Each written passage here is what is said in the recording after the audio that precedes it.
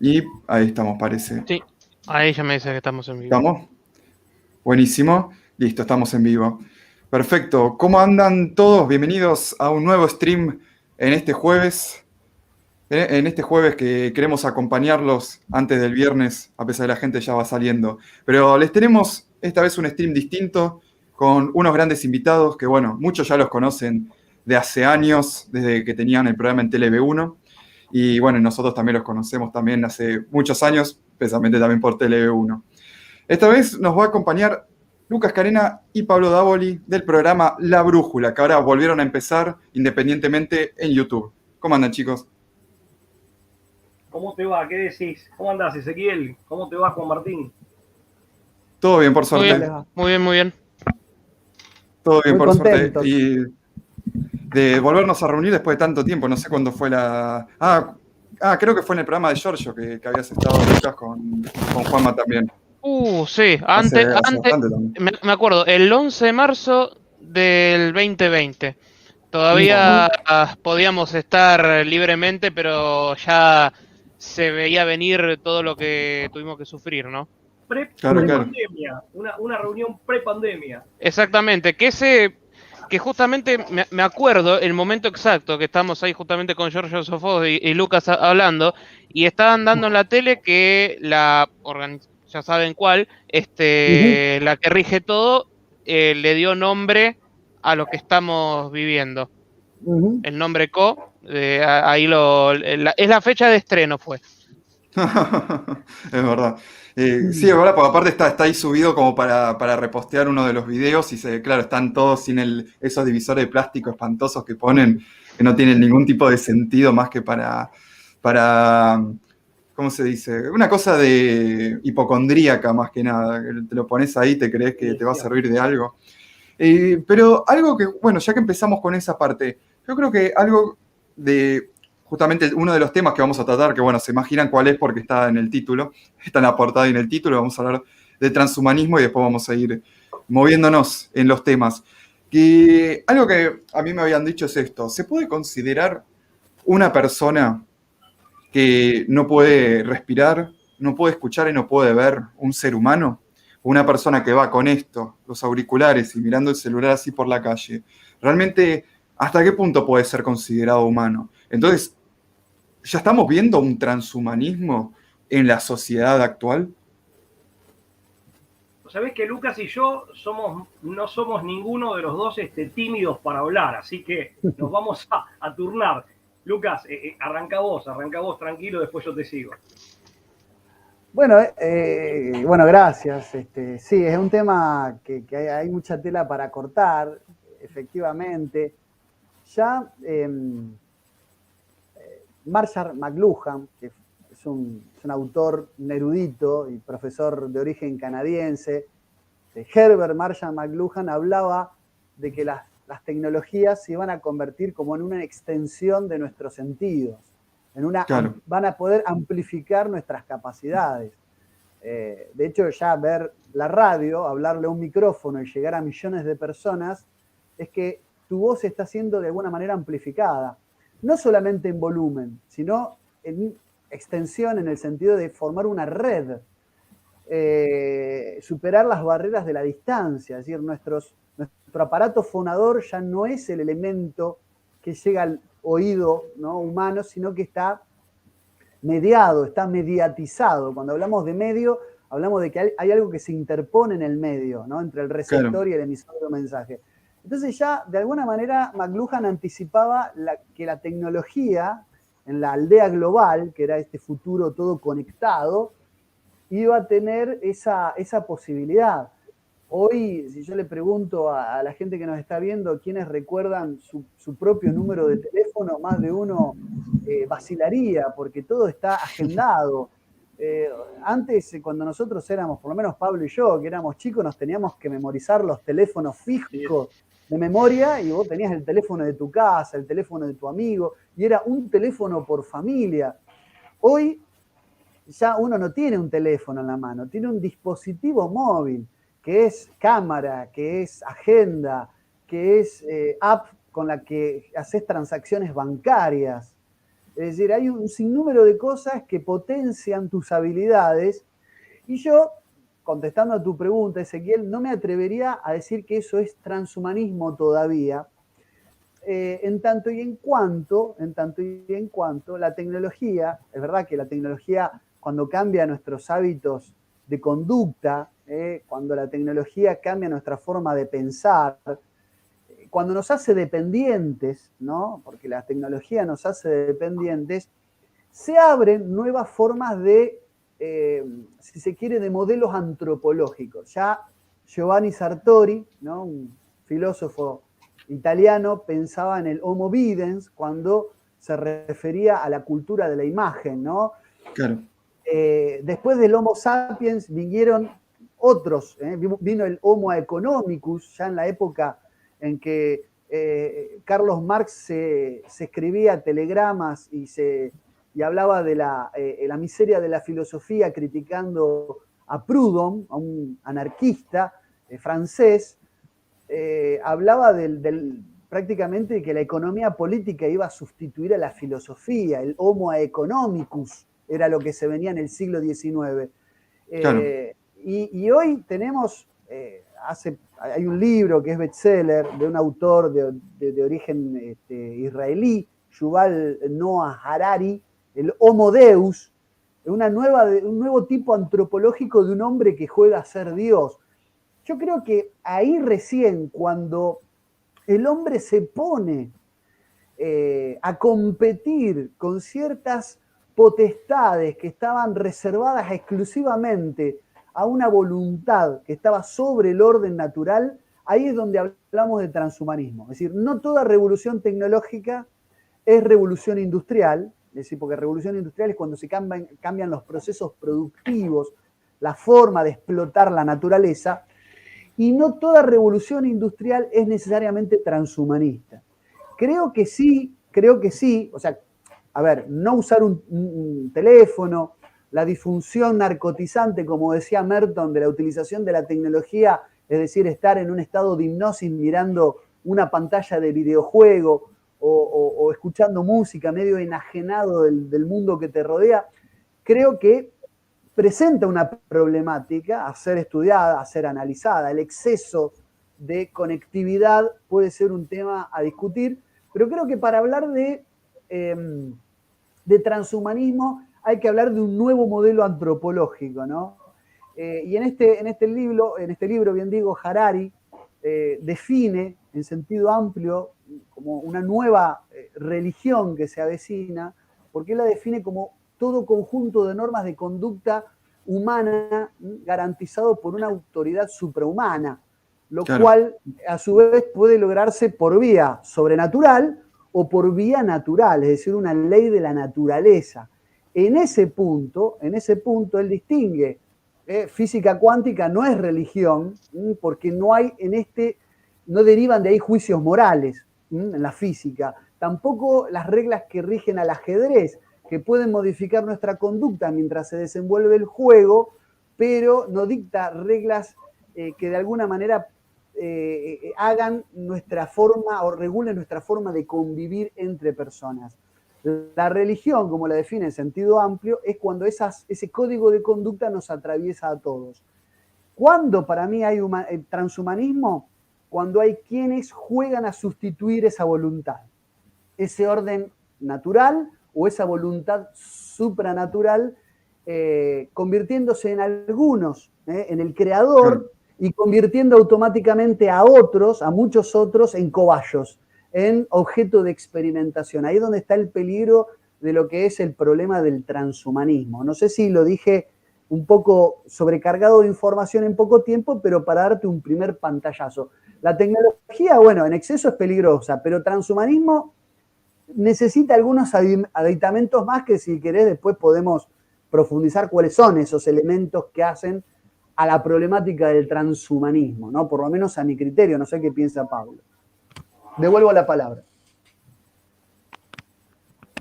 No, la verdad que, bueno, ese hombre que vos evocabas o al que vos te referías, yo mientras vos comentabas esto, iba figurándome, iba imaginándome a ese hombre vamos a pintar brevemente un cuadro, ¿no? Un semblante. Vamos a hacer una semblanza. Ese hombre escondido detrás de una máscara que anula su propio lenguaje facial, ese hombre que es presa del miedo, y ese hombre que está, producto del miedo, desfamiliarizado con lo propio, que es su propio hábitat, su propio medio ambiente. Esto pasa cuando el pueblo experimenta como ajena y peligrosa la calle, que es la vía pública, y que por lo tanto forma parte de lo que es del dominio de todos, de la comunidad. Esa ajenidad por el miedo, esa ajenidad respecto del propio lugar por el miedo, es humano. Este hombre, insisto, que tiene el rostro cubierto, que está escondido por miedo, detrás de algo que le cubre el rostro, ese hombre que expresa el miedo, ese hombre que quedó desfamiliarizado con el ambiente que le es propio y en el que se mueve, bueno, ese hombre sí es un humano. Sí, yo creo que sí, que la respuesta es que sí, es humano, pero es un humano menoscabado, degradado, es un humano deteriorado, es un humano que está por debajo de sus propias posibilidades, es un humano que en alguna medida está atrofiado, y de esta manera es la única manera en que la máquina puede triunfar sobre él. Su propia criatura, que es la máquina, que es el aparato, que es el producto tecnológico, puede ponerse por encima de su propio creador, que es este ser humano que queda menoscabado. Y Lucas dijo algo sumamente importante que ameritaría, digamos, zambullirse en una reflexión muy profunda. La desvinculación, tomando lo que decía Lucas en relación al pensamiento de Harari, porque Harari adhiere a todo esto, pero no deja de tener una mirada relativamente crítica. La desvinculación con la divinidad, con Dios y con la propia dimensión espiritual implica caer, y en esto Harari, ateo y materialista, termina dándole razón a los grandes teólogos, tal vez sin apercibirse de ello, implica caer bajo el sometimiento de la física, bajo el sometimiento de la materia. E incluso cuando el hombre interviene en la materia con sus productos tecnológicos, cae bajo el dominio, primero bajo el influjo y después bajo el dominio de su propia criatura, de su propio Frankenstein. Ahí hay, y aparte Lucas plantea algo que es también, digamos, muy grave, que es también esta suerte de canibalismo de la humanidad, ¿no? En donde están quienes crean estos productos y quienes simplemente quedan reducidos a cobayos, claro. o que son considerados excedentes, ¿no? No hay que desmerecer la problemática del control demográfico. Pero bueno, en resumidas cuentas, y para no extenderme, vos hiciste una pregunta. Sí, ese es un ser humano, pero un ser humano reducido, un ser humano que está por debajo de sus propias posibilidades y que por lo tanto es pasible de ser sometido por su propia creación y por quienes promueven con el dinero suficiente esa creación. O esa, más que creación, ese producto. Muy interesante, chicos, la verdad me gustó lo que dijeron. Especialmente eso de ver al ser humano reducido, pero claro, yo creo que igual fuera antes del tema de pandemia y eso, creo que esa misma tecnología, que por eso capaz, como que digo, será realmente un transhumanismo lo que estamos viendo, porque es como que la gente no se termina mejorando, así volviéndose más fuerte o superando todas sus expectativas, sus posibilidades con la tecnología, sino como al contrario, eso, se vuelven más débiles y terminan usando la tecnología para poder estar como estaban originalmente. Eso es lo que me hace decir, no estamos llegando todavía a un transhumanismo, estamos intentando recuperar cómo estábamos antes, sino ir mucho más allá, no llegar a lo que puede decir un superhombre.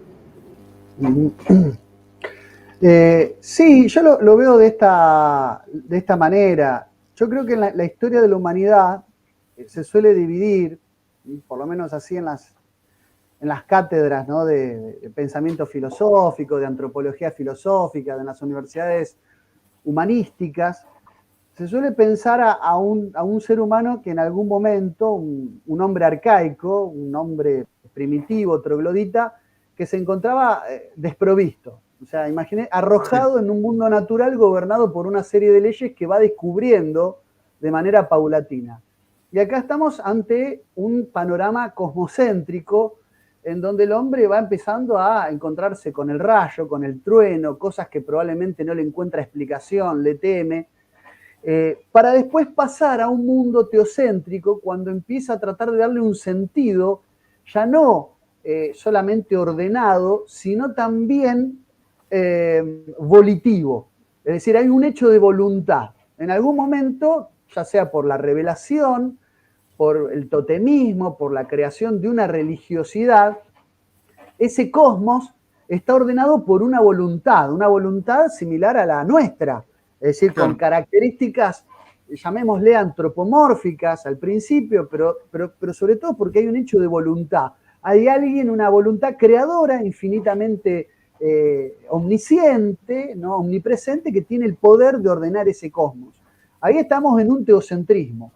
Para luego, con el origen de la modernidad, es decir, esa entronización de la razón que se da con el mundo moderno, ese antropocentrismo que de alguna manera empieza a bajar, por ponerle algún término, ese mundo de leyes que se empiezan a explicar ahora con un mayor nivel de precisión, las leyes de la física newtoniana, se le empieza a dar sentido a todo. La metáfora, como dice Paula Sibilia, del mundo empieza a ser la máquina, el relojero sería Dios, pero hay una máquina digamos, de la cual empezamos a entender su funcionamiento, y con ello hay una nueva metáfora que se echa a andar, que es la de la metri, el hombre máquina, pero que alguien le pone combustible, alguien le da cuerdas, para entrar después en un paradigma donde hay una especie de nuevo mecanicismo, un neomecanicismo como el cosmocéntrico, que es la teoría de la evolución.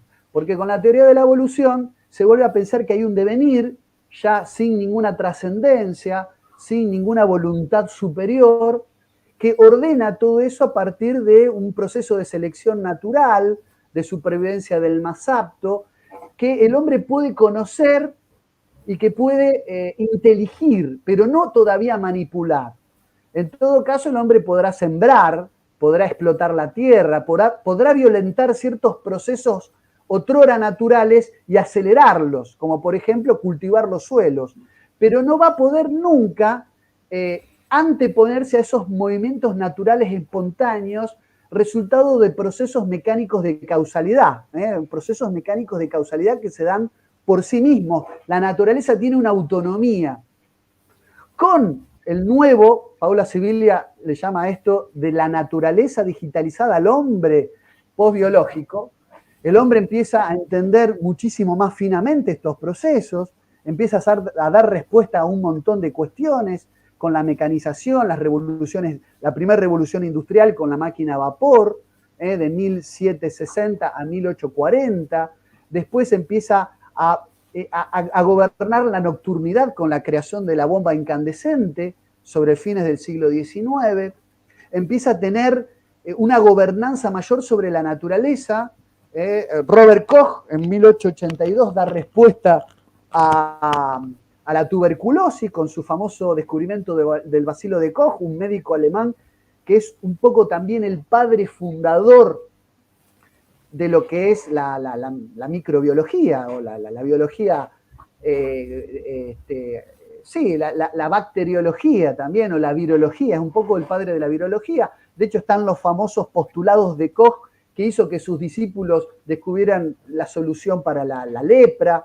En 1905, por eso recibe el premio Nobel, lo sigue en esta premiación, en este galardón a Iván Pavlov, y lo secunda Ramón y Cajal, padre de la neurociencia.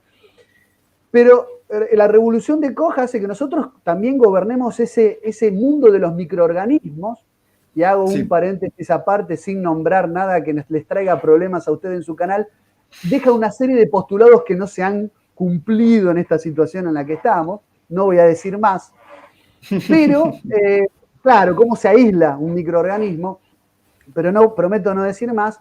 Pero claro, cuando digamos, eso que estaba fuera de nuestras posibilidades empieza a tener sentido, llegamos a la década de 1950, cuando Watson y Crick descubren que el núcleo de nuestra célula, el núcleo de nuestras células, tiene una información, ¿no? Es decir, nuestros cromosomas tienen toda la información que portamos y que esa información está codificada, es decir, los cromosomas tienen formas, ¿no?, de X, que son hebras que se desprenden de un centrómero, y que de esas hebras están lo que se llaman los nucleótidos, es decir, nuestra secuencia de ADN, lo cual nos convierte, entre comillas, nos convierte en una especie de mapa de datos que se pueden leer y que se pueden también inteligir.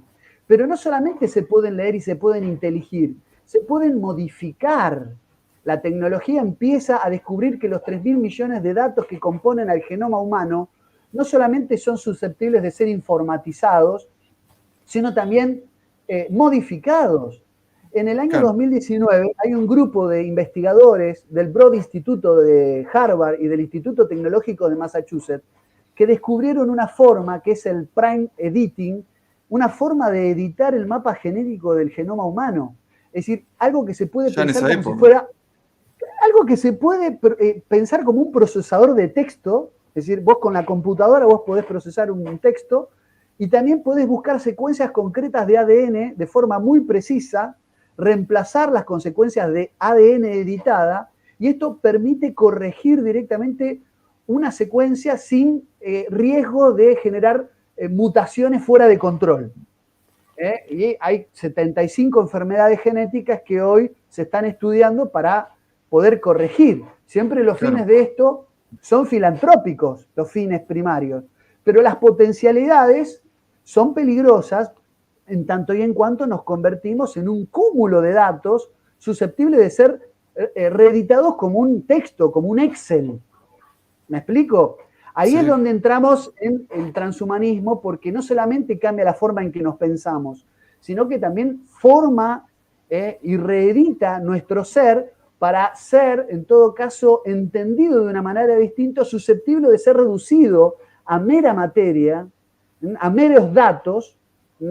Hemos hablado hace poco con Pablo, el proyecto, y vi que en el chat comentaban el proyecto Neuralink de Elon Musk, de conectar nuestro cerebro a una base de datos, al Big Data, y convertirnos en una especie de cerebro cual alma de la colmena, donde podemos intercambiar información y convertirnos en meros pendrives, receptores de información infinita y a su vez portadores, o devolver a esa base de datos, ese Big Data, información, nutriendo cual base de datos de información que parte también de nuestra experiencia. Entonces, hombre y máquina empiezan a difuminar sus fronteras. Ahí tenemos transhumanismo, cuando el hombre y la máquina empiezan a fusionarse y esas barreras fronterizas, esas líneas fronterizas empiezan a ser una cosa bastante tenue.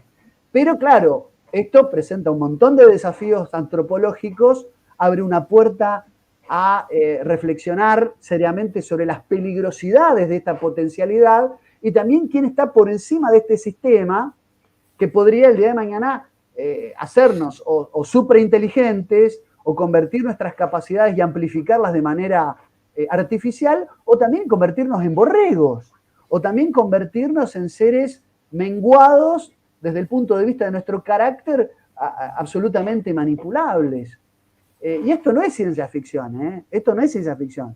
Les pido que busquen las investigaciones de la Universidad de Harvard y del Instituto Tecnológico de Massachusetts al respecto de la modificación del ADN, y así como hay un ADN, una cadena, un gen, por ejemplo, del lenguaje, llamado el FOXP2, es decir, un pedazo de ese código entre un codón de apertura y un codón de cierre, un pedazo de mi código que explica los problemas de afasia y agrafia que puedo llegar a tener y se pueden corregir modificando ese pedazo de programa que está dañado, si se quiere. Bueno, también se podrían cambiar mis formas de sentir, mis formas de pensar.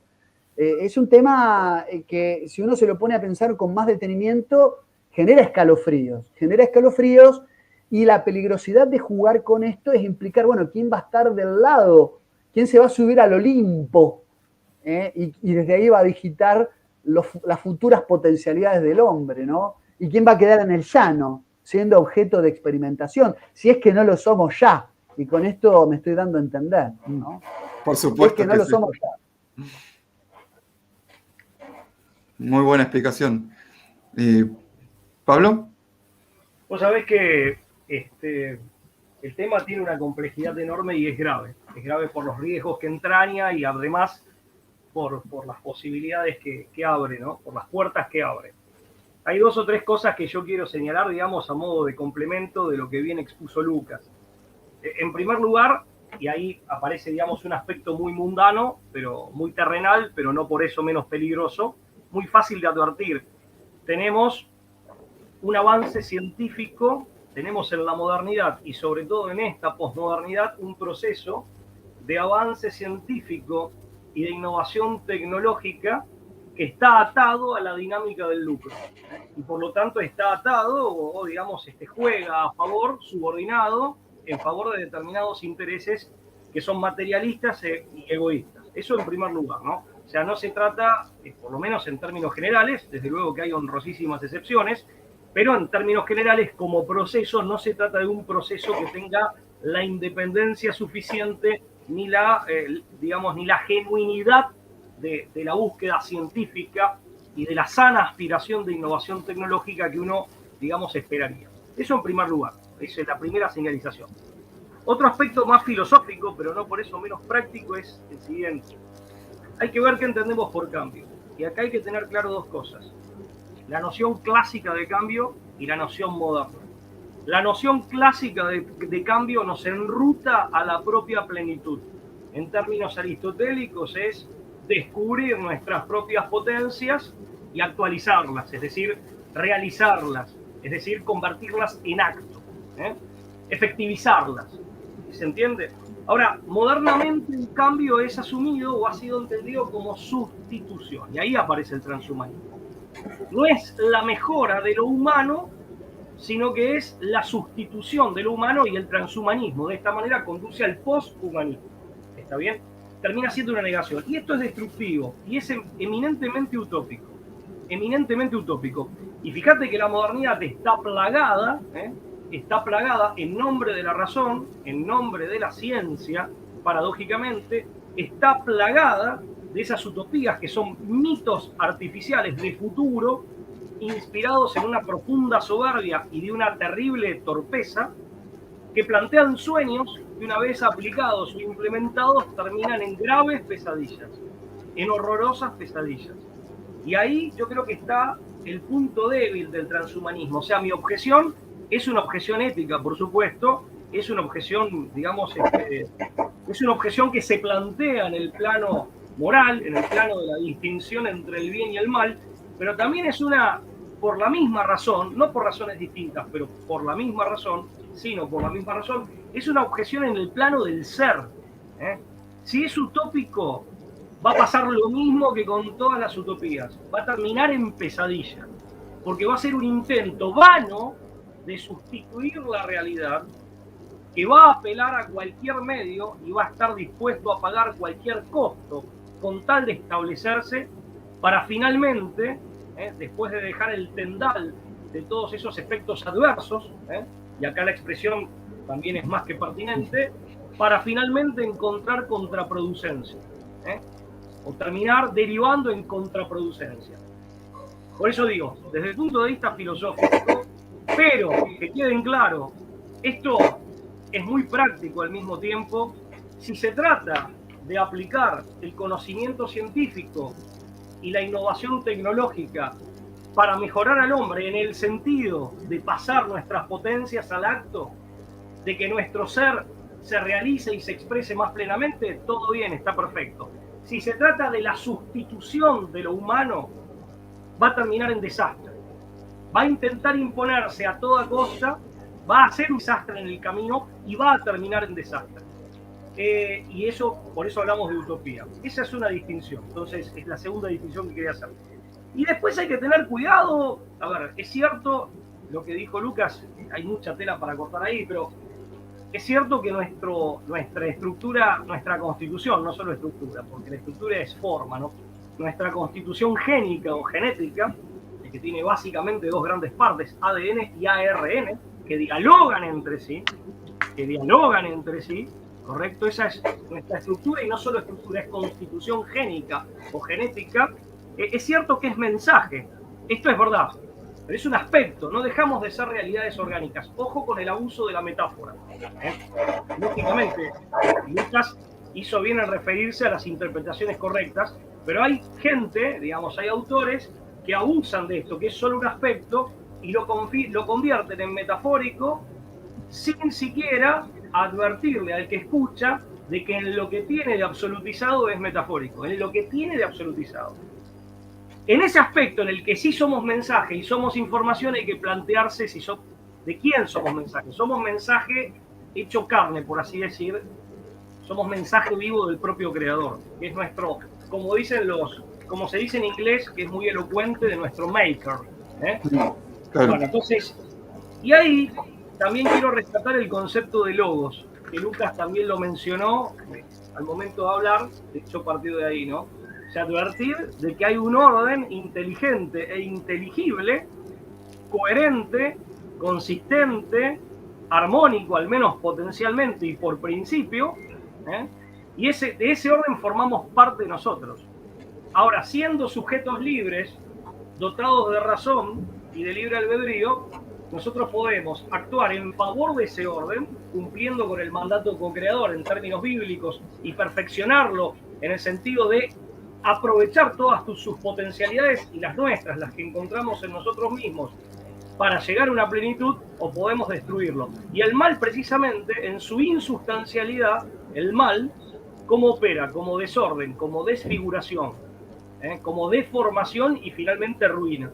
Por eso digo, cuando uno dice, bueno, son conceptos filosóficos, metafísicos u ontológicos, sí, pero en realidad revelan una instancia muy profunda de la realidad de las cosas, no es algo estratosférico. Y es importante que tengamos mínimamente esos conceptos en claro al momento de evaluar todos estos fenómenos y de ponderar, como decía Lucas, las distintas alternativas o las distintas puertas que estos fenómenos y estos procesos van abriendo.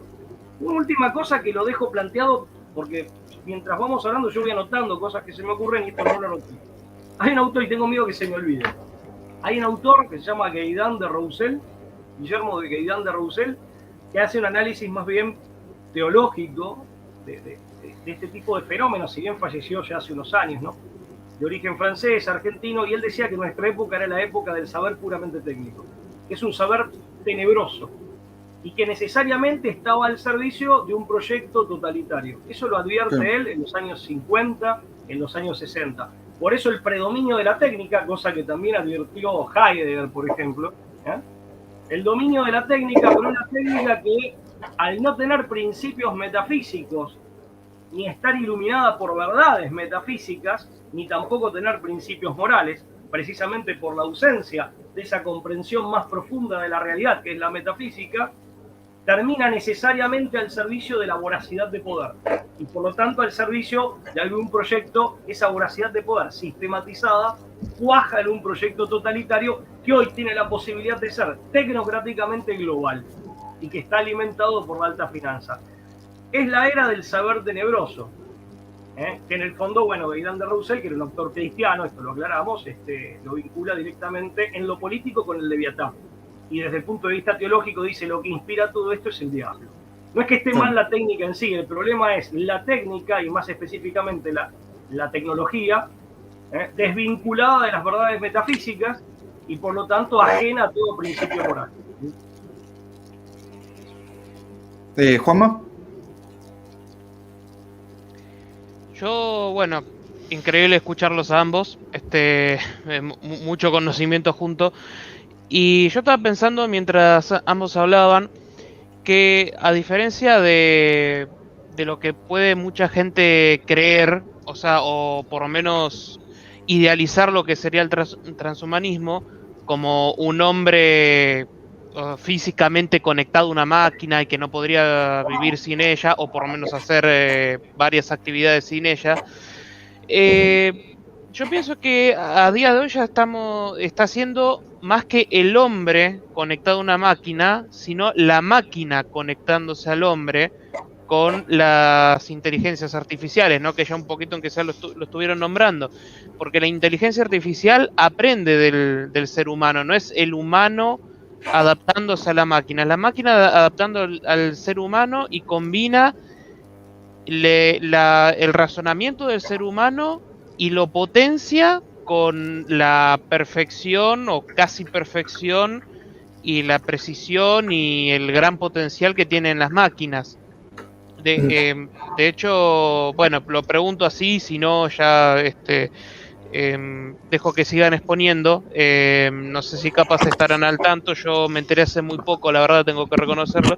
Hay un proyecto que se llama Proyecto EVA, con H y B corta, que no difiere, por lo que llegué a ver, no difiere mucho del Neuralink, pero sería con la característica de justamente una superinteligencia artificial, como que absolutamente todos los humanos interactuemos con esa inteligencia artificial, esa superinteligencia superior al resto, y tengo una capacidad prácticamente infinita para registrar el sentir, el accionar de todas las personas, ¿no? ¿Cómo se escribe eso, Juanma? ¿Era Eva pero con H, dijiste?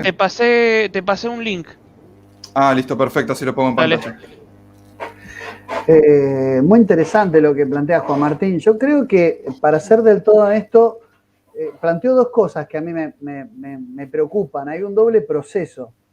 Ustedes saben que uno de los libros que más leídos hoy en el mundo de las ciencias y demás, y que dio mucho que hablar por esta cuestión de la problemática antropológica que presenta, es un libro de un genetista llamado Dean Hammer, que escribió El gen de Dios. Él plantea, él hace un análisis basándose en los últimos descubrimientos de la genética y la neurobiología. Analizó la composición genética de 1000 individuos, de distintas edades, de contextos sociales totalmente diferentes uno de otro. Hizo comparaciones de muestras de ADN de estas personas, tratando de generar una escala, descartando datos y llegando a una serie de datos de todos esos individuos que compondrían la espiritualidad de estos seres. Dicho en otros términos, llegó a dar con un gen de Dios. Por eso se llama el gen de Dios. El VMAT2, guión 2. Sería el fragmento de los datos que nos componen, donde estaría alojada nuestra religiosidad, nuestra inclinación a darle una explicación trascendente a las cosas, a doblegarnos y obedecer una serie de reglas morales o preceptos morales que gobiernan nuestro convivir. Todo eso estaría explicado, así como yo les mencioné el FOXP2, un gen que domina toda nuestra capacidad de hablar, ¿no? Ya ni siquiera es el don de hablar tendría una localización neuroanatómica, como descubrió Broca, entre la quinta y tercera circunvolución frontal izquierda, sino que esto va todavía más allá de lo que sería nuestras distintas, fisonomías neocorticales, ¿no? Ya no sería ni siquiera una cuestión neuroanatómica, sería una cuestión de datos que componen nuestra información genética. Esto es genetismo total. Y claro, imagínense un futuro donde veamos que el fanatismo religioso, estoy pensando, qué sé yo, en Medio Oriente, ¿no? Lo que es el fundamentalismo, se pueda regular.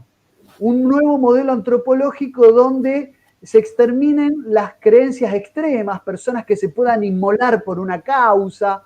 Esto es peligroso porque también nos convierte en autómatas, por un lado, pero parte y esto es lo que parece inadvertido, parte de un postulado, parte de una premisa de que lo espiritual es reductible a información que se encuentra inmerso en nuestro código, con lo cual el postulado de base, el punto de partida desde el cual Dean Hammer concibe la posibilidad de reducir lo religioso a un gen, ya es absolutamente inmanente.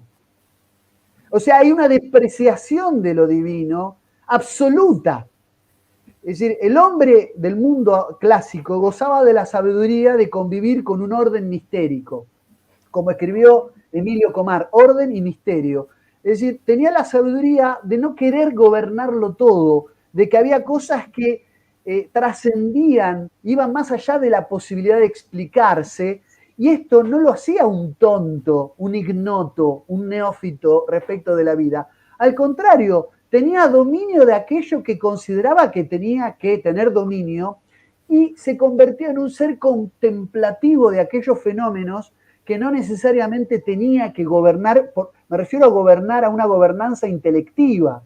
Claro. El hombre moderno ha cometido el pecado de la soberbia, comió del fruto prohibido de la sabiduría del bien y el mal, y entró a querer explicar aquellos fenómenos que son tan humanos que partieron de postulados deshumanizantes como el de Dean Hammer para decir que lo religioso no tiene absolutamente nada de trascendente, sino que es una porción de un programa informático que mapea nuestro ser y que se puede modificar, regular e incluso mejorar.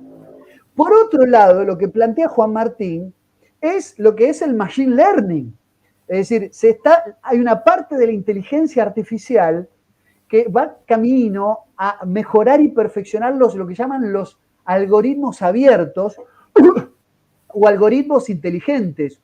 Una inteligencia artificial, robótica, pero que tiene la capacidad de corregirse a sí misma, que puede aprender del ensayo-error como lo hace la inteligencia humana, donde puede procesar la información, es decir, los inputs entran al sistema, se procesan y salen en outputs que en la medida que son erróneos o no logra los fines para los cuales puede lograr determinado cometido o determinada directiva, los corrige y los procesa de una manera diferente.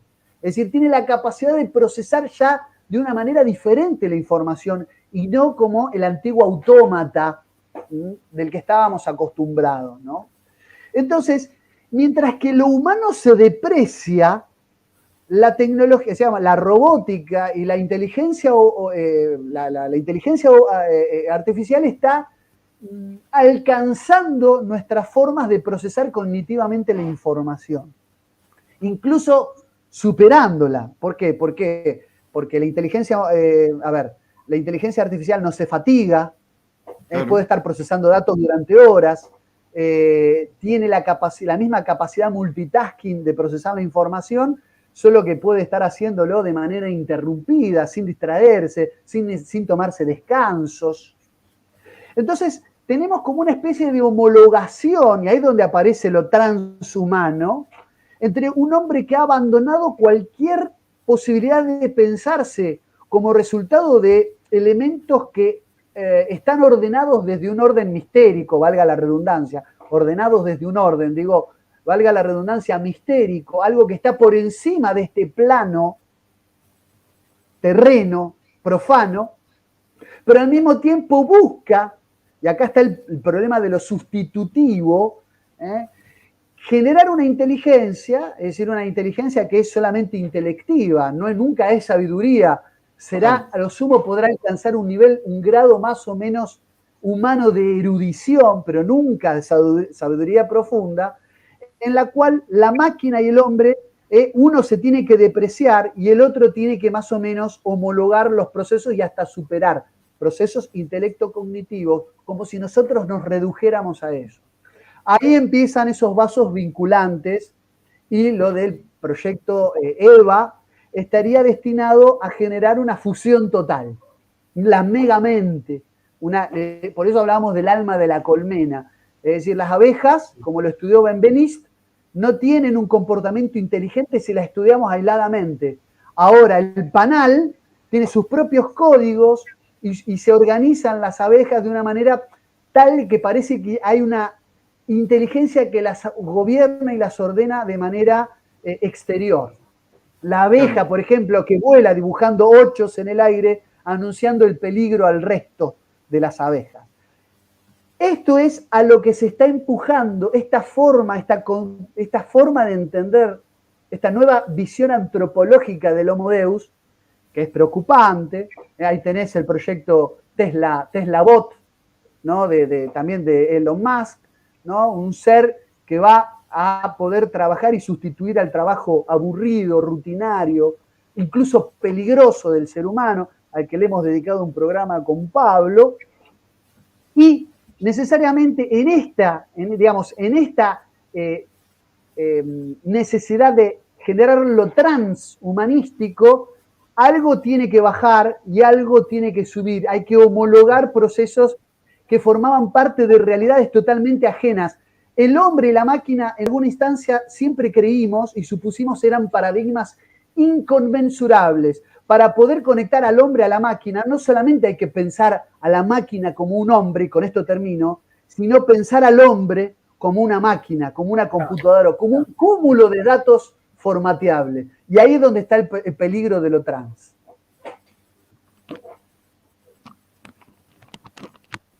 Sí, efectivamente. Bueno, vos sabés que me quedé pensando, cuando Lucas hablaba del gen de Dios, en definitiva, vamos a recordarlo al viejo Aristóteles, que parece que nunca pierde vigencia, ¿no? El alma es forma del cuerpo, con lo cual el alma es la que imprime, por así decirlo, en términos más de los místicos y de los esotéricos, la que plasma la forma del cuerpo.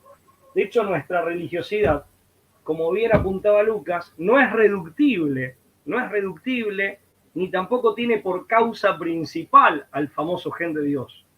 En todo caso, es una suerte de instinto, Jung le va a decir instinto luminoso, ojo, no es un apetito inferior, un epitemiae en griego antiguo, es decir, no es un bajo instinto vinculado a nuestra animalidad, o a nuestro cuerpo y las sensaciones, sino que es un instinto pleno, transversal, que atraviesa la totalidad de nuestra estructura psíquica. Jung le va a llamar instinto luminoso y va a considerar que de hecho es la fuerza motora de nuestra vida psíquica, y eso se plasma en el cuerpo. ¿Cómo se plasma en el cuerpo? En el gen de Dios ante todo. Y el gen de Dios forma parte de esa constitución génica que estructura el cuerpo. Entonces hay que retomar la concepción de psique, o ánima en términos aristotélicos, de psique hablaba Platón, es decir, de alma como el factor constitutivo esencial nuestro, que nosotros somos, que plasma el propio cuerpo, que plasma y le da una forma incluso en la estructura genética, ¿se entiende? Que esto es lo que esta gente no ve, porque como bien dice Lucas, ellos parten de una cosmovisión eminentemente, de un paradigma eminentemente materialista, y por eso tienen miras existenciales y proyecciones tecnológicas inmanentistas. Por eso yo digo que es un proyecto, digamos, condenado al fracaso. Ahora, va a requerir de nosotros un esfuerzo en términos, si se quiere, no necesariamente espirituales, no necesariamente religiosos de una religión en particular, más allá de que yo tengo la propia, que considero verdadera, pero más allá de eso, va a requerir un esfuerzo espiritual especial por parte nuestra. Y eso es precisamente el problema. Yo hacía una referencia al principio, Lucas lo dijo magistralmente recién, si vos depreciás al hombre, necesariamente se genera esa equiparación con la máquina y eventualmente la superación de la máquina, pero porque hiciste una reducción del hombre.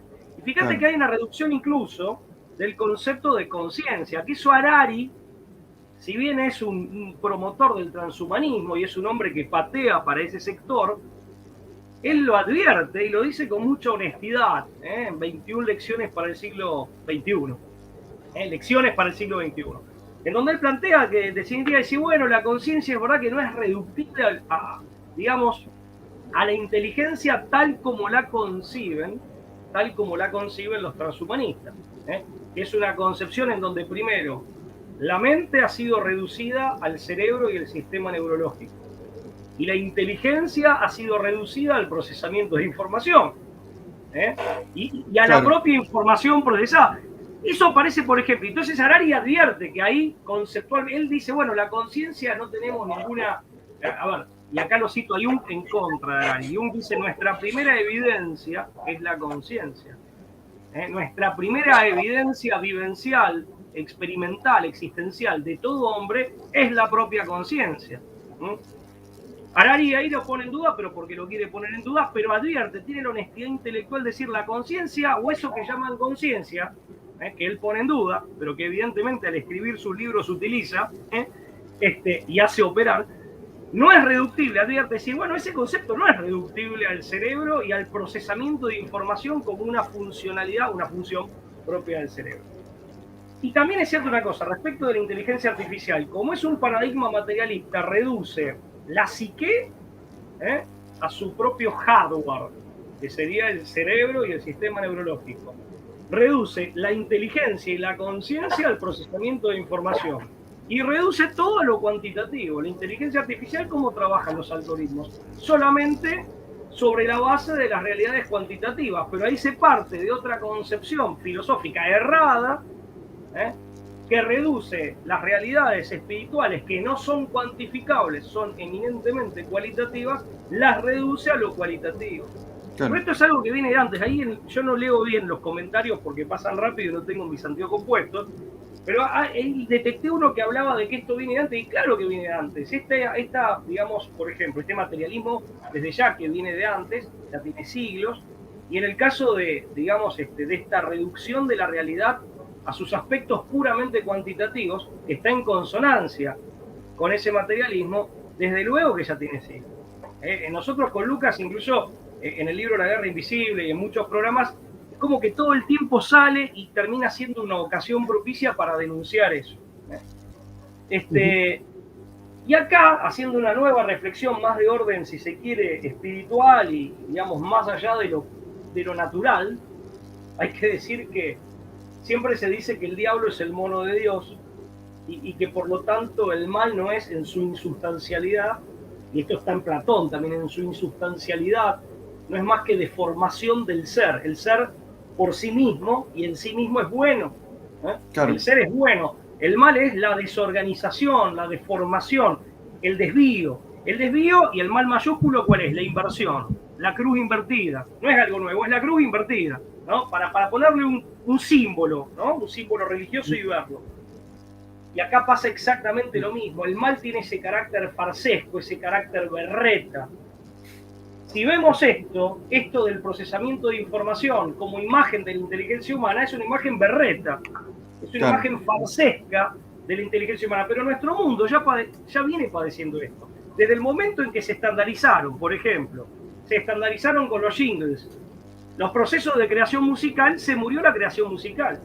O sea, por eso voy a ese comentario que vi antes ahí, pasar rápidamente por la columna de comentarios. Ya estamos con un hombre deteriorado, que se acostumbró a esto y que perdió, digamos, no digo que hayamos atrofiado, pero que sí mantenemos como narcotizadas, dormidas o fuera de nuestro conocimiento, fuera de aquello de lo que somos conscientes, nuestras potencialidades, incluso en la creación musical.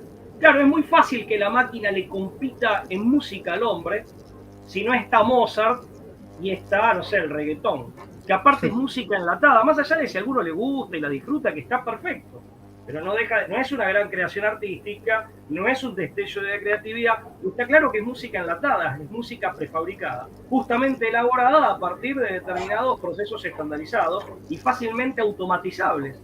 Entonces, con un hombre así, es lógico que la máquina pueda pretender venir a gobernarlo, o sea, la propia producción del hombre que venga en contra del mismo hombre, y que el hombre, también vi otro comentario que hacía una referencia a esto, por comodidad, por molicie, por complejo de inferioridad, por pereza o por lo que fuere, a veces por seguridad, se atenga o se acoja, se avenga a ese sometimiento, evitando el riesgo de la grandeza, el riesgo de ser él mismo.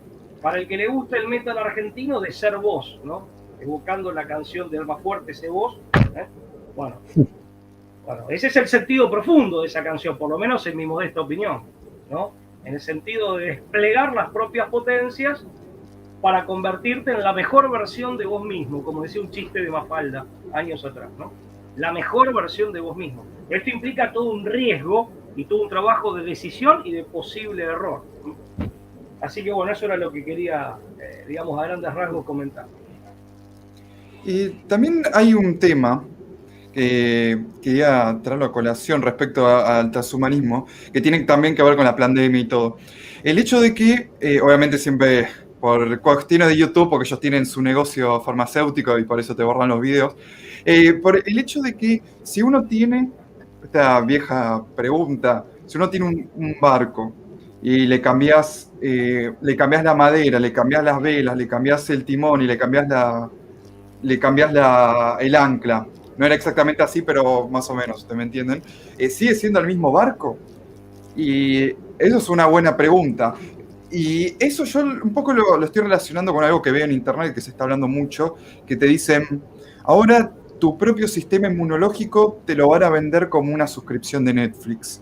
Entonces, vos tenés, porque por mes, vos Netflix o lo que sea los servicios estos, tenés que pagarlo por mes para que te permitan ver las películas, las series y todo eso. Entonces, ahí está el barco de Teseo, ahí está. Entonces, ahora, si lo que están haciendo vos, uno, toda la vida pudo enfrentar las enfermedades, está bien, algunas son muy fuertes y uno no podía, pero en general uno podía, con alimentación, bueno, con actividad física, sol y con distintas cosas, podía tranquilamente enfrentar esos problemas físicos y de salud. Ahora lo que te están diciendo es, vos necesitas pagar una suscripción para tener ese sistema inmunológico que antes que tuviste toda la vida. Ahora no, ahora tenés que pagar lo que, bueno, ya sabemos a qué referencia estoy haciendo, ¿no? Que también va con, por ejemplo, eso, que antes uno pagaba la señal de cable y tenías todos los canales. Ahora no, ahora tenés que pagarlos todos por separado. Y yo lo veo, que eso que en internet yo lo vi varias veces, pero lo digo, tiene un cierto sentido respecto a eso. El hecho de que ahora vos ya no te podés proteger solo, sino que tenés que comprarte el cosito, el otro de acá. Tenés que ponerte eso, o sea, tenés que tener todos los nuevos accesorios para tener lo que antes tenías, lo que antes te venía directamente. También hasta con los videojuegos se puede ver antes. Todos recuerdan, jugabas un juego y si hacías ciertas cosas, te desbloqueabas un personaje nuevo, o comprabas el juego y el juego tenías de principio hasta final. Ahora compras un juego y después tenés que comprarle la misión extra, el personaje extra, la ropa nueva del personaje, el arma nueva del personaje. Y ahora, lo que antes en PlayStation 2 te venía completo, ahora lo tenés que comprar por separado. Y uno dice, puede ser un ejemplo burdo, pero yo lo veo tan relacionado con el tema de la pandemia. Decir, bueno, vos ya lo tenías, no, ahora ya no te lo voy a sacar, ahora lo tenés que comprar por separado y cada ciertos meses lo tenés que, claro, y lo tenés que hacer así. Y ahora, si vos te sentís bien, no te sentís bien.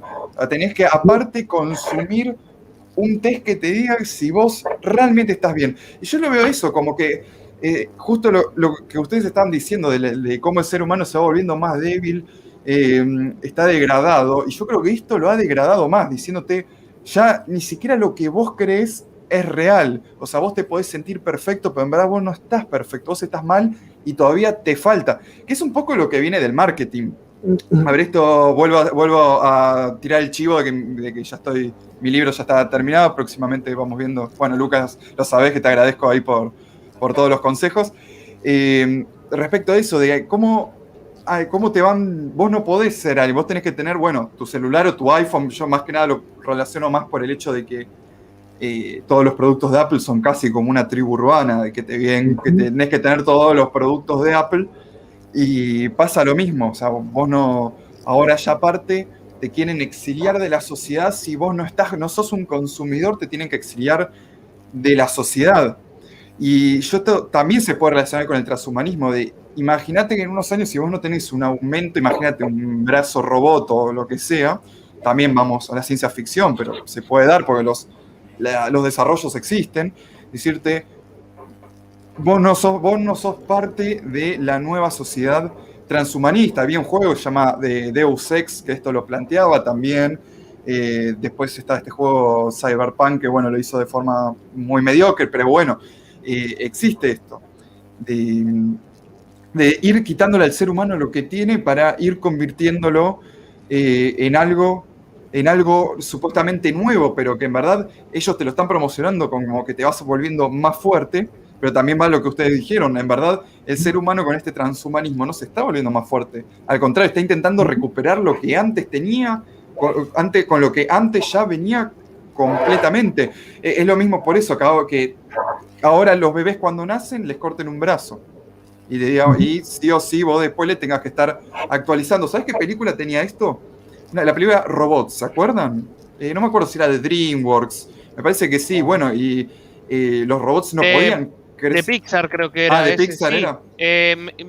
Ahora seguir explayando, pero me gusta mucho esa comparación. Sí, sí. Claro, los robots no podían crecer naturalmente. Les tenían que comprar las mejoras para que el robot nene pasara a ser adolescente y pasara a ser adulto. Sí, Juanma. No, que también en la película los robots, o sea, era toda una sociedad de robots y digamos, bueno, como una empresa que proveía actualizaciones a los robots, que podría ser una analogía de alguna medicina prepaga quizás, decía que para una mejora a los robots que ya estaban oxidados, digamos, como a los más grandes, había que renovarlos completamente con unas actualizaciones carísimas y quedaban como todos unos super robots casi.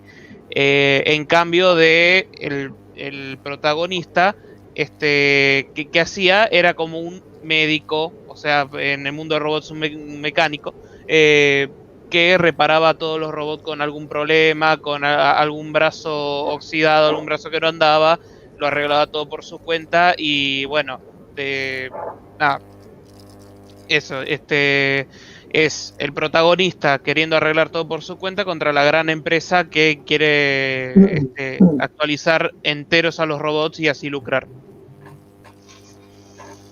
Al final mi comparación terminó ahora porque esa parte no me la acordaba. Al final tiré como un ejemplo y fue como, ejemplificaba mucho más de lo que me acordaba. Por eso me gustó mucho el ejemplo.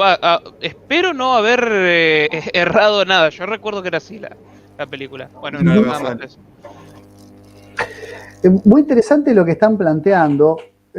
Se suele decir, me detengo en vuelvo al ejemplo que ustedes trajeron, que me parece brillante. Se suele decir que la alquimia es a la química lo que la astrología es a la astronomía. Ustedes saben que antes de la química moderna, la alquimia era la combinación de elementos naturales, de ver cómo reaccionaban ciertos químicos, pero claro, estaba atravesado también por esoterismo, pases mágicos, rituales, oraciones, es decir, era difícil distinguir en qué momento había procesos puramente químicos y procesos que derivaban en creencias religiosas, esotéricas, basadas en el animismo, en el contacto con otros seres, no pensando la alquimia solamente como esto que es reductible a la alquimia como la capacidad de convertir metales en oro, o la materia en oro, que es una forma simplificada de hablar de la alquimia, sino que la alquimia fue la precursora del mundo tradicional de lo que es la química moderna. Claro. Había como una especie de gris entre lo que era específicamente, qué sé yo, me imagino antiguos chamanes mezclando hierbas y tomándolas, entrando en un estado de trance, pero también en el marco de un evento ritualístico religioso, ¿no? Creyendo que había fuerzas espirituales que se activaban a través de la ingesta de determinadas pociones o brebajes, ¿no? O ungüentos mágicos. La alquimia se presume haber superado o haber depurado a la antigua alquimia de todos los elementos esotéricos, místicos o misticistas, podemos decir algo así como una parte superflua de lo que era estrictamente la ciencia, donde vos tenés control absoluto de todas las variables. y saber que la reacción química de dos componentes ahora tiene una explicación racional lo suficientemente certera para dejarla sobreseída de la quiromancia o de los elementos supersticiosos que tenía en el mundo de la alquimia. ¿Se entiende lo que estoy diciendo? Sí. Del mismo modo, podemos decir que la astrología tenía elementos del cosmos, del mundo de los astros, de las esferas celestes, de fenómenos que se pueden entender como un supernova, ¿no? Determinados fenómenos, pero que claro, se les daba a esto explicaciones clarividentes, futuristas, se hacía futurología, se hacía una caracterología de determinados acontecimientos en función de cómo se alineaban los astros. La astrología trataba también de explicar fenómenos por momentos, de postulados que hoy tendríamos como científicos, pero también por momentos, otras veces, tenidos hoy por estrictamente religiosos. Estaba el mundo de lo espiritual y de lo material estaban como atravesados y fusionados. Lo que hizo la modernidad y el cientificismo fue poner de un lado y del otro qué es lo estrictamente científico y qué no lo es. Pero junto con este proceso se llevó adelante una suerte de arrogancia en el ser humano. Es decir, hoy a lo que asistimos, esto que vos decís con muy buen tino y de manera sumamente atinada, enjundiosa, de que hoy asistimos a un momento en el que van a querer venderme la actualización, el update de mi propio sistema inmune. Es decir, vos hoy vas a poder tener niveles, vas a tener un scoring y vos vas a poder tener un sistema inmune adecuado a determinado nivel de lo que hayas adquirido. Como si mi sistema inmune no fuera yo mismo, o si no fuera parte integrante, sino que me puedo descomponer como lo hace la química con los elementos de la tabla periódica. Entonces, después pueden reunir el rompecabezas de lo que soy y venderme algún componente adicional. No sé si sigo tu ejemplo, lo estoy explicando de manera... Lo quiero tratar de bajar para que nos entiendan. Bueno, la verdad es que hoy el hombre hoy lo que están haciendo es un neoalquimismo. Ellos creen que tienen el control de todas las variables, pero están haciendo una neoalquímica absolutamente peligrosa. Porque ellos creen haber entendido la profundidad y la totalidad de lo que el hombre es.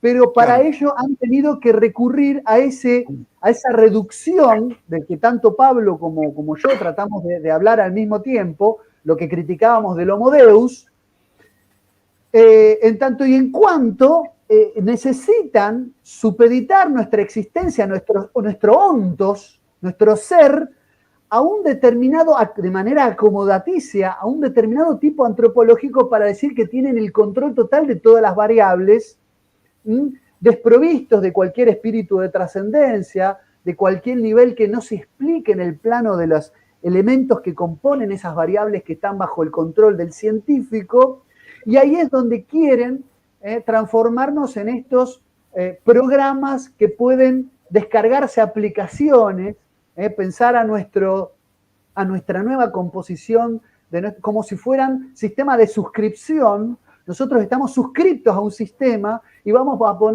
a poder tener acceso a un nuevo paquete, ¿no?, de posibilidades, ya sea en materia de salud, en materia de ampliar nuestras posibilidades, de nuestra imaginación. Imagínense con una base de datos que haga acrecentar el caudal de nuestra propia crematística, es decir, el caudal de nuestras propias posibilidades imaginativas. Claro. Pero lo que vamos a redundar, vamos a estar acelerando en el vacío, lo que yo creo humildemente, por esta reducción mendaz, falaz de lo que el hombre es, y van a estar en el plano de la neoalquímica.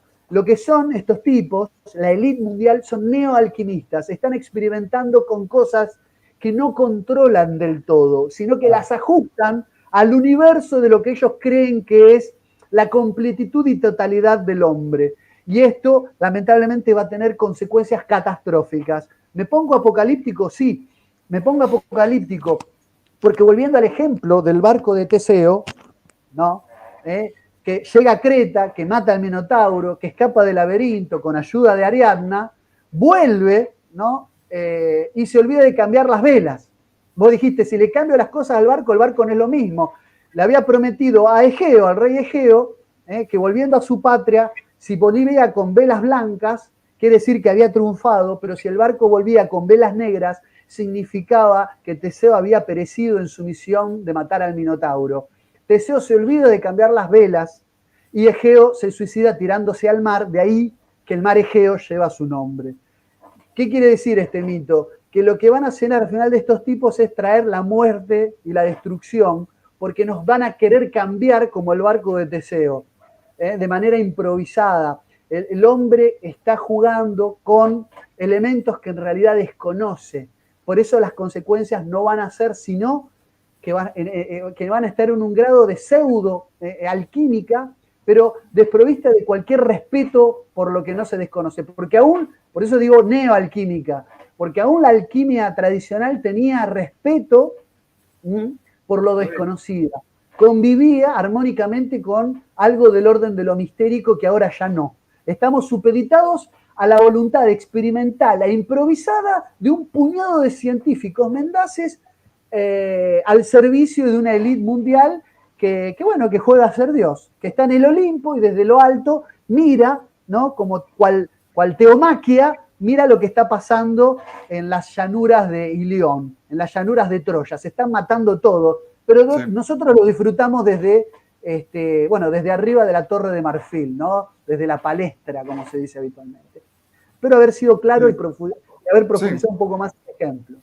Acá justo que le quiero agradecer a Daniel Mosquera por segunda vez por el superchat, muchas gracias, que dice, todo eso va a ser para el que quiera y pueda pagarlo. No nos van a obligar a diseñar a nuestros hijos, lo vamos a crear nosotros como con todo. Y claro, por eso ahí tenés lo que yo había dicho, lo del iPhone, que claro, no hay ninguna necesidad que pagues 200.000 mangos un celular. Lo hacés porque, o sea, es una decisión tuya comprarlo. Esa es la realidad, porque bueno, es una moda, hay una tribu, o porque tiene unas funcionalidades que a vos te gustan, eso también puede pasar, pero no hay una obligación para esto, y posiblemente también hay que ver el tema del pasaporte sanitario y todo eso, hasta qué punto lo van a obligar y hasta qué punto no va a ser la gente que lo va a querer, como decía Bill Gates en su página de 2020, mostrarlo como una medalla de honor. Sí, Juanma. Pero tus hijos van a salir mejor, ¿cómo no los vas a querer diseñar? Ahí va a radicar todo. Pero definime mejor, ahí está el problema, ¿no? Ahí está el problema. En la punto, respuesta Pablo. Errada, digamos, o en la premisa errada de la cual se parte, ¿no? O sea, y ahí entonces definir qué es mejor y qué es peor, desde luego que también va a ser equívoco. Vos sabés que, bueno, lo habíamos dicho al principio, ¿no? El hecho de que, y acá también lo pone Daniel, el hecho de que el proceso de avance científico y de innovación tecnológica haya quedado secuestrado por la lógica del lucro y el peor de los lucros, que es el lucro abominable y antinatural de la usura, porque esto también hay que decirlo, de la usura en el sentido amplio de la expresión, de acuerdo con su definición clásica, pero ahí hay un problema muy grande. Justamente genera esta situación. Y lo tenés muy bien graficado, si se quiere de un modo un poco jocoso, en aquel capítulo de Los Simpsons, en donde el señor Burns lo que hacía era tapar el sol para después vender luz eléctrica, ¿no? Y ahí está muy, muy bien graficado. Eso por un lado. Pero está el problema, ¿no? El problema de la ciencia atrapada a la lógica del lucro y el peor de los lucros, que es el lucro voraz, el lucro, digamos, que se pretende ilimitado y absoluto de la usura, que incluso ni siquiera es economía, eso ya es crematística antieconómica en términos clásicos. Claro.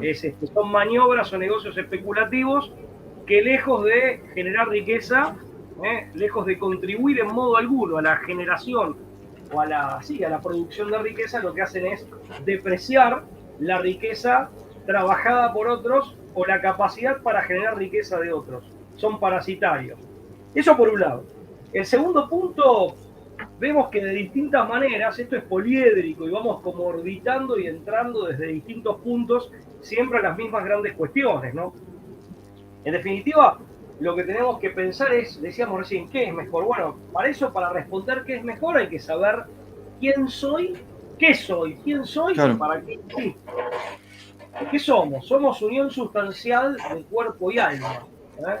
Somos unión sustancial de cuerpo y alma. En esta vida estamos de paso.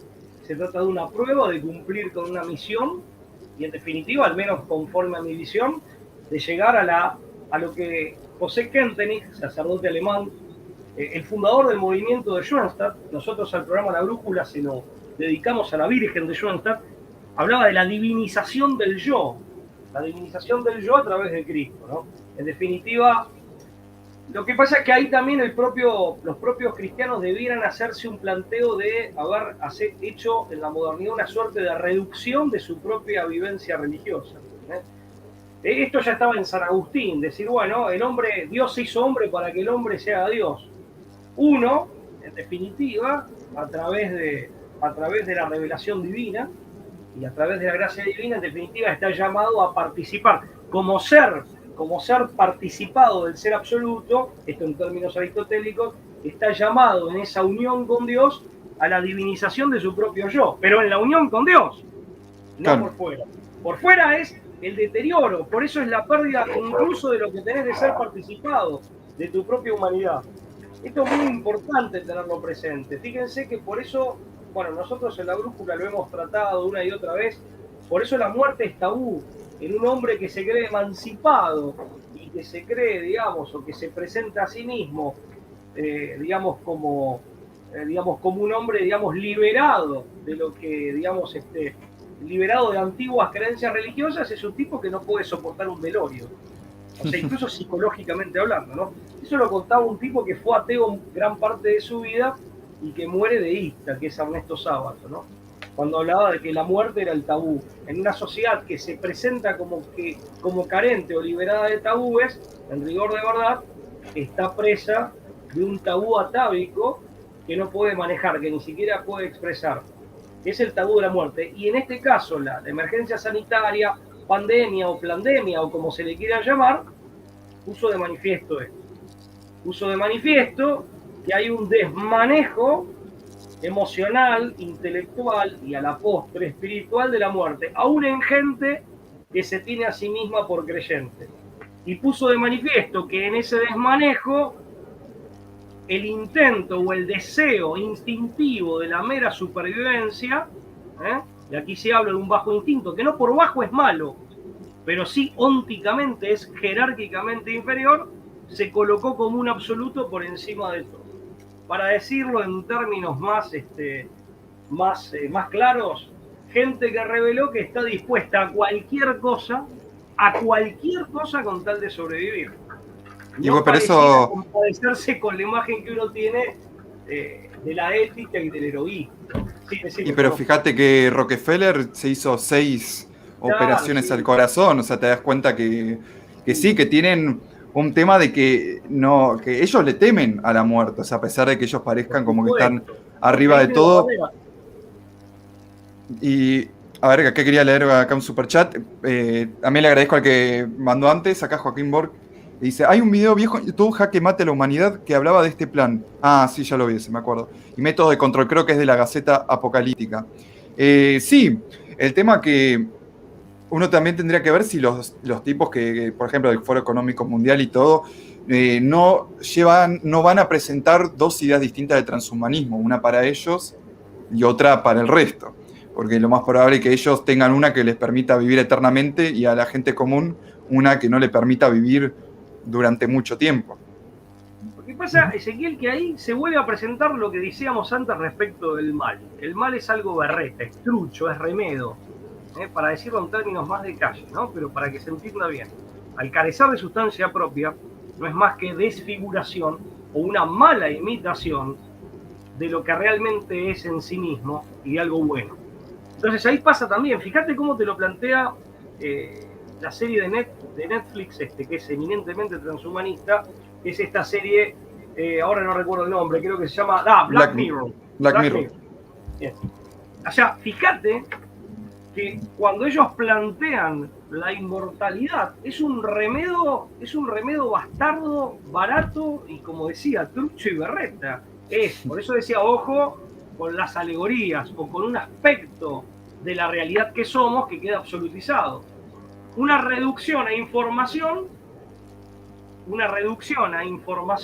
que es replicable, como si el hombre fuera reductible a la propia información, genética en este caso, y también la información, digamos, derivada de los impulsos electromagnéticos cerebrales y demás, replicable como si se tratara, como dijo Lucas, en un pendrive, entonces lo enchufás en una máquina y que ande, y eso sería como una suerte de vida eterna. Eso es una tontería,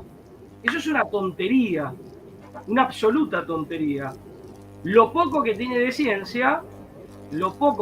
ciencia está hipertrofiado monstruosamente al borde de lo ridículo.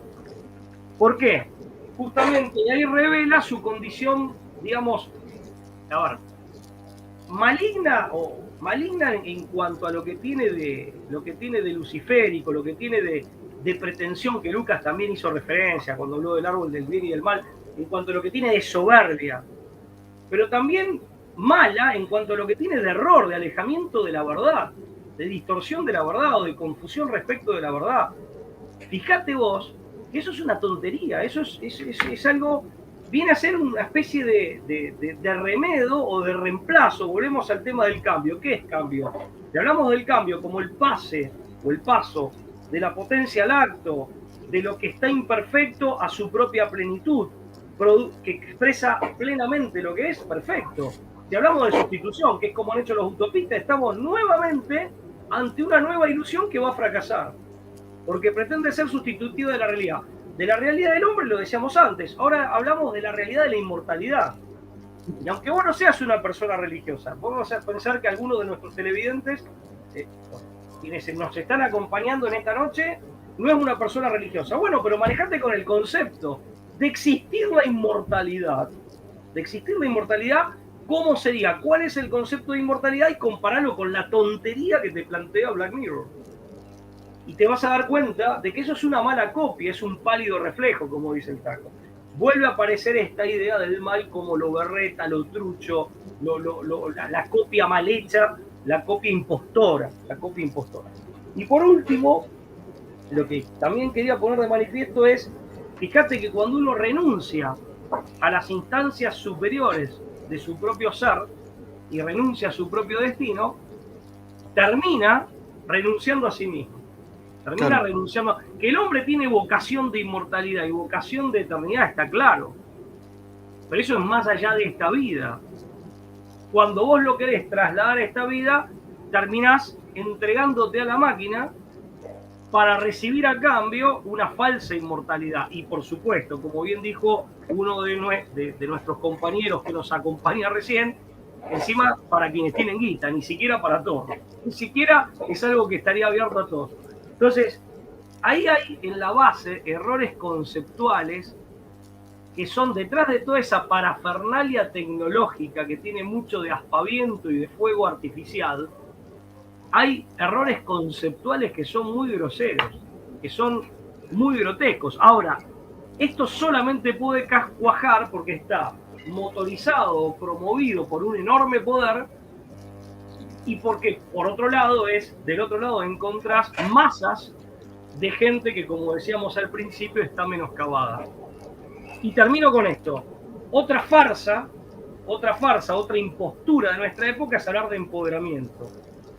Yo hablo del poder real del hombre y acá también hago una referencia a las personas que tienen una espiritualidad organizada o que practican una religión.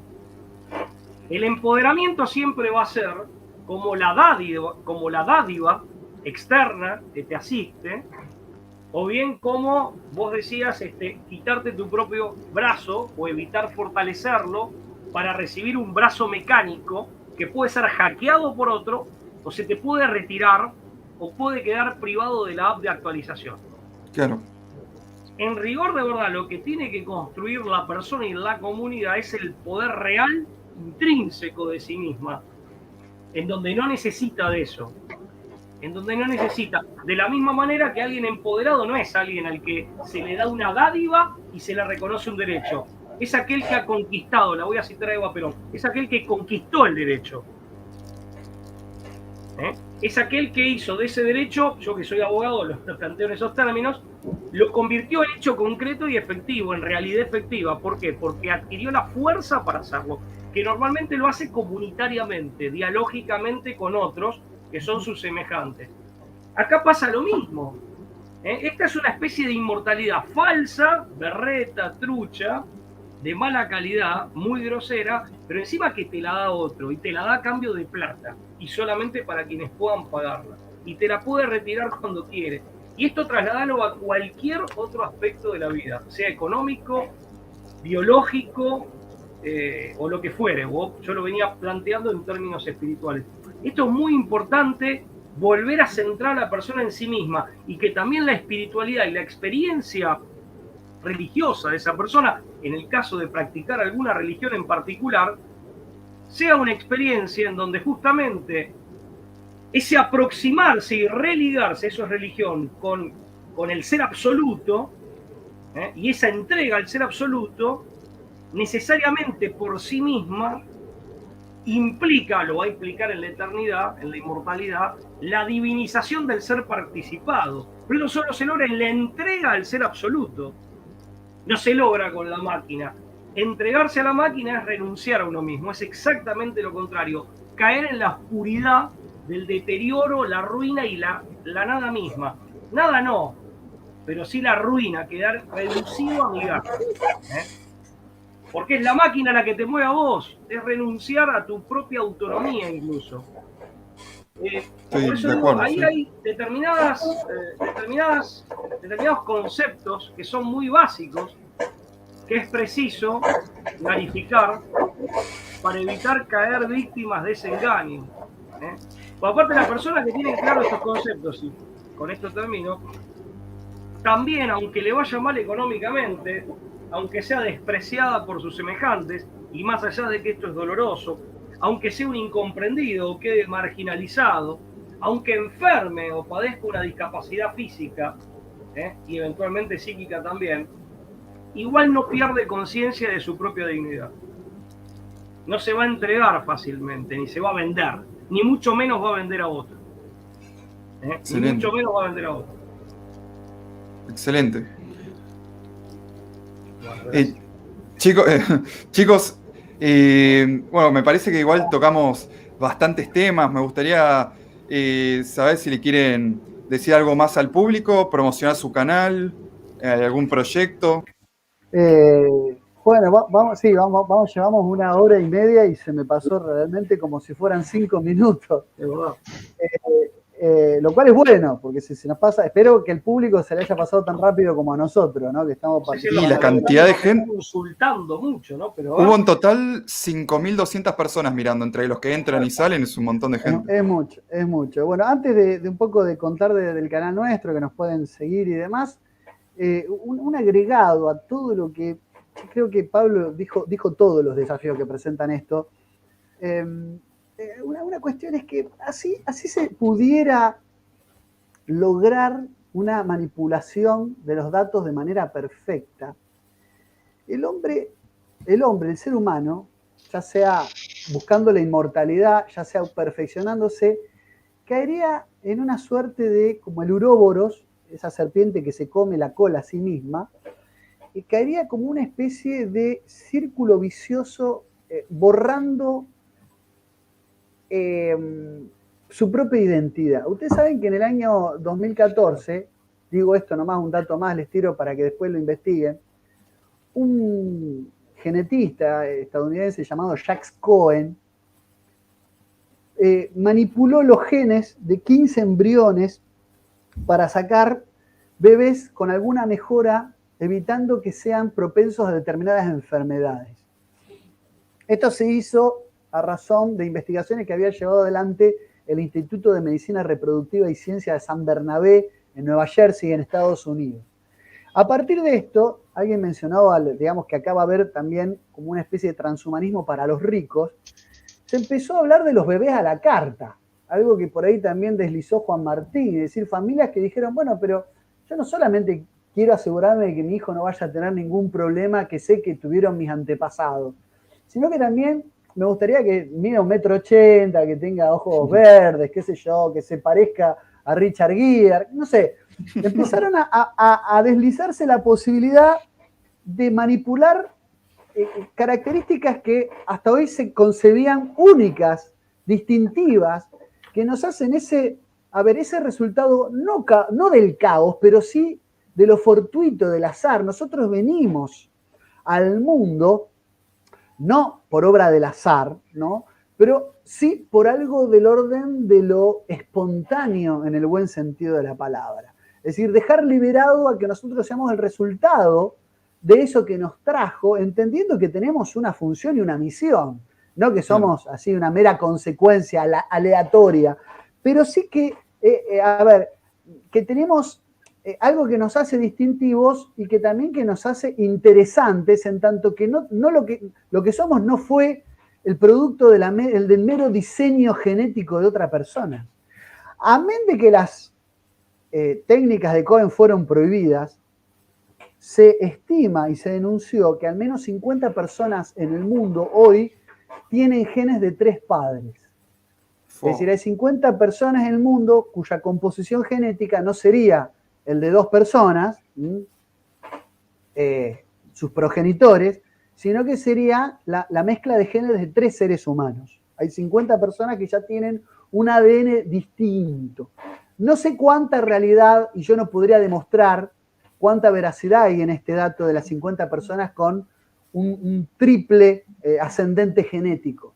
Pero esto libera la posibilidad, algo que ustedes mencionaron, un futuro en el que padres puedan diseñar a sus propios hijos, como quien elige el skin de Fortnite con el que va a jugar un videojuego. O sea, quiero jugar con este personaje al GTA, ¿viste? Bueno, de la misma manera, los niños se van a poder concebir. Y esto, así se lograra con perfección milimétrica, a mí me parece un futuro indeseable. Indeseable desde todo plano porque perderíamos ese sabor de lo novedoso. No tendría el hombre ningún componente que no solo no lo haríamos, no seríamos, digamos, podríamos ser genéticamente únicos, pero no seríamos resultado más que de que alguien nos programó. Con lo cual tendríamos un programador en este mundo, ¿no?, que nos hizo a imagen y semejanza de determinado antojo. Claro. Con lo cual nos convertiríamos en verdaderas mascotas de nuestros propios padres. A mí me parece un futuro distópico absolutamente horroroso y no tendría nada de ensoñación, sino de ser una absolutamente pesadilla. Pero yo creo que hay un poquitito ya de eso en Corea. Bastante. Hay un poquitito bastante. Cada vez más. Pero digo, lo tiro como un dato más, digo, que más allá de la neoalquimia, creo que así nosotros pudiéramos superar todos los elementos que podrían estar fuera de control, lo que esta reducción antropológica y ontológica nos lleva a confundirnos con la cosa misma. Vamos a ser realmente seres más parecidos a... Hay una cosificación total, una enajenación total de nuestra esencia hombres. Y eso a mí me parece de por sí y en todo plano siempre algo indeseable. Y nosotros tenemos un canal de YouTube, se llama La Brújula. No tenemos la capacidad.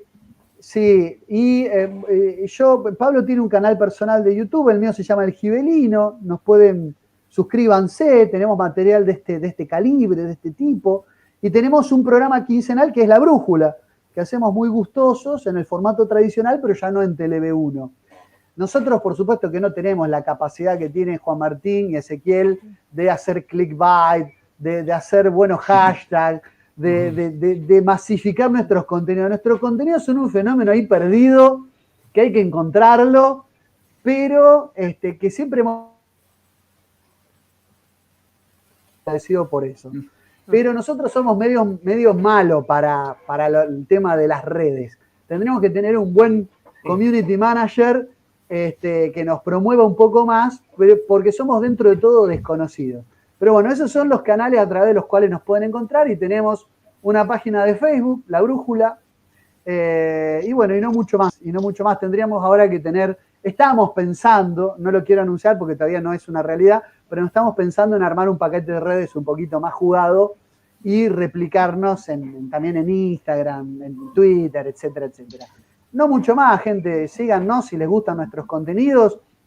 Y bueno, es un gusto que gente joven que entiende el código de las nuevas generaciones se interese por estos temas de los que nosotros ya con 40 y pico, 40 y muchos, todavía hablamos, porque nosotros somos docentes universitarios. Estamos lejos de poder ser influencers, entre comillas. Pero bueno, nos acercamos a estas plataformas porque entendemos que hay mucha gente ávida, sedienta de estas temáticas que uno las puede amenizar por el lugar en el que está, pero no dejan ser temas serios, temas muy serios. Así que yo muy agradecido con la invitación y a disposición para lo que necesiten. Bueno, yo ya te he invitado, Ezequiel, a mi canal, nos hemos encontrado en la RZ. Es decir, bueno, vamos a tener momentos de cruce a futuro, espero que muchos. Así que bueno, mis palabras de agradecimiento y bueno, y espero que se repita. Bueno, yo hago también mía la gratitud, el agradecimiento a ambos. La verdad que Juan y Ezequiel, muy, muy honrado de que me hayan invitado, aparte siempre que te invite gente joven. Como bien decía Lucas, nosotros somos tipos cuarentones, debo confesar que yo soy más viejo que Lucas, pero bueno, somos tipos cuarentones y esto... ¿Es el agua bendita? ¿Eh? ¿Es el agua bendita? ¿Qué cosa? Es el agua bendita, para mantenerse jóvenes. En los Simpsons. Pero los hongos están. No es un experimento genético, eso seguro. No. Mirá, y es importante, bueno, nada, o sea, creo que esta es una labor también que requiere, así como requiere del diálogo de gente que de pronto responde a distintas tradiciones o a viene de distintos lugares o que pertenece a distintos países, también tiene que ser diálogo intergeneracional, porque esto o lo levantamos entre todos o se hunde, al menos con la mayor parte de nosotros y con la gente de buena voluntad, ¿no? El desafío de la hora es muy grande. Mirá, recién me permito decir un par de comentarios que lo digo muy rápido para no robarles tiempo. A ver, lo que decía Lucas recién, en definitiva, él hablaba de esta falsa alquimia, que termina siendo una anti-alquimia, ¿no? O sea, termina siendo una anti-alquimia y por eso los efectos ahí el desvío se convierte en inversión, ¿no? Es una anti-alquimia. Y sí, ahí los efectos pueden ser devastadores. Hay un intento de reemplazar digamos, a lo que en términos cristianos es conocido como divina providencia, porque aparte lo que se contrapone a ese concepto es el azar. Y no hay idea más mítica y más antojadiza que el azar, que en el fondo es una palabra que encubre nuestra propia ignorancia acerca de la causa de la lógica de los acontecimientos. Una lógica que verificamos todo el tiempo, un orden que verificamos todo el tiempo, más allá de que si desconocemos la causa le ponemos ese nombre de azar, pero que como tal no hace más que encubrir lo que ignoramos al respecto. Y finalmente, respecto de la superioridad, bueno, hay que ver la motivación. Si hablamos de hijos de diseño, ¿cuál es tu motivación? No sea cosa que trates a tu propio hijo como cosa, ¿no? Y eso también te cosifica a vos, más allá del daño que le haces al menor, a tu propio vástago. Última, la superioridad, nosotros somos unión sustancial de cuerpo y alma, de psique y soma, de ahí viene psicosomático, de psique y soma. Estamos dotados de una psique que siendo inmaterial es inmortal y un cuerpo destinado a resucitar. Ahora, dicho esto, lo que creo que es importante decir, hay una jerarquía ontológica de la psique, hay una jerarquía ontológica de aquello que es espiritual, más allá de la religión. ¿En qué se verifica? Lo podemos verificar a través del cuerpo, lo podemos cuantificar. Ejemplo muy breve, y les dejo el ejemplo a modo de presente, a mí me lo contó un médico y me encantó cuando me lo comentó. Vos sabés que cuando un óvulo es fecundado, aparece el nuevo ser, que entre paréntesis aparece entre destellos de luz, que no se pueden explicar bien, eso lo sabe cualquiera que haya puesto el microscopio electrónico ahí, o en realidad la super ecografía ahí al momento, y comienza el viaje, comienza ese nuevo ser el viaje para, digamos, a través de las trompas de falopio, en el cuerpo de la mamá, para depositarse en el útero, ¿no? Y ahí anidar y convertirse en huevo cigoto. Mientras lo hace, va haciendo un intercambio molecular, celular, genético con la propia mamá. Hay un diálogo de intercambio y eso activa funciones cerebrales en la mamá. Cuando nuestras abuelitas nos hablaban del oído de madre, tenés oído de madre, antes no te despertabas, ahora el llanto del bebé, aunque decibélicamente sea menor, te despierta. Eso es debido a cambios que son anatómicamente verificables en cualquier mujer, que se generan por ese intercambio que es físico-orgánico. Hasta acá es maravilloso, pero voy a decir algo mucho más maravilloso. ¿Sabés qué? Hay mujeres que nunca quedaron embarazadas, pero que sin embargo, las mamás adoptivas, por ejemplo, han desarrollado el amor de madre a hijo, por ejemplo, con su hijo o hija adoptiva, y ese cambio anatómico cerebral se produce, pero sin explicación orgánica. La ciencia natural, trabajando sobre la materia, sobre el soma, descubre cómo lo espiritual, la mente, el amor, el afecto, plasma el cuerpo. Nosotros nos tenemos que plantear a la religión como el verdadero empoderamiento, sea la religión que tenga. Yo soy católico, yo creo que esa es la religión verdadera, estoy convencido de eso, más allá de que dialogo con todas. La espiritualidad, lo ponemos en esos términos, la vinculación con el ser absoluto, creador y providente, respecto del cual somos seres participados y en el cual podemos acceder a nuestra propia divinización, entregándonos a él, ¿correcto? Por eso, ojo también hasta cómo se están practicando las religiones. Porque hay complicidad, porque traidores hay en todos lados. Este es un mensaje fuerte. Vamos a volver al mensaje lindo. El mensaje lindo es esto. Fíjense cómo el amor de una madre adoptiva por su hija adoptiva genera cambios que no podemos explicar físicamente, pero que sí podemos verificar físicamente. Porque el alma plasma el cuerpo. Bueno, esto se los dejo, a mí me encantó cuando me lo comentó un médico de aquí de Rosario y se los dejo, si se quiere, como pequeño presente para esta noche. Vuelvo a agradecerles muchísimo la participación, insisto, que nos invite gente que tiene varios años menos que nosotros y que nos escuche, para nosotros es un honor, porque como decía una vieja canción, el futuro pertenece a los jóvenes y es una realidad, pero ese futuro empieza hoy y lo tenemos que trabajar hoy y nos desafía con un montón de cosas. Así que bueno, los abrazo a la distancia, pero es un abrazo sincero. Así que bueno, les mando un abrazo grande. Muchas gracias. Aparte, una cosita más, justo toda esa historia que te contaste, la historia de Papá Noel bajando de la chimenea es una representación de todo el proceso del proceso que explicaste, Pablo, que bueno, era también la fábula de Odín y cómo reencarnaba, era todo una representación, o sea, eso es un proceso que desde la antigüedad sabían que existían, sin microscopios, sin nada, el ser humano estaba en contacto de eso, y yo creo que lo cuento para decir que es algo que no se tiene que perder, porque aún sin toda esta tecnología, el ser humano está conectado con lo que tiene dentro y con algo espiritual. Yo por esas cosas no puedo ser ateo porque es demasiado impresionante cómo funciona el ser humano. Pero bueno, chicos, les quiero agradecer de corazón por haber estado acá, por habernos acompañado. Y bueno, voy a dejar el link ahí de su canal nuevo, el de La Brújula, así la gente se puede suscribir y los puede seguir para más investigaciones. Bueno, para el resto, también los pueden seguir a ellos y también en nuestro nuevo canal Imperio Invisible, donde hablamos de sectas y de personajes históricos más siniestros de la historia. Así que bueno, muchas gracias. Así, Juanma. Quería agradecerle nada más a Lucas y Pablo y también que es muy bueno que dos personas con tanto conocimiento tengamos una cosmovisión en común y nada, estemos del mismo lado, por decirlo de una manera. Bueno, nada más que eso. Muchas gracias. Gracias a ustedes, chicos. Será hasta la próxima. Muchas gracias, chicos, y también muchas gracias al público. Y bueno, nos estamos viendo en una próxima entrevista. Saludos a todos. Chao, chao.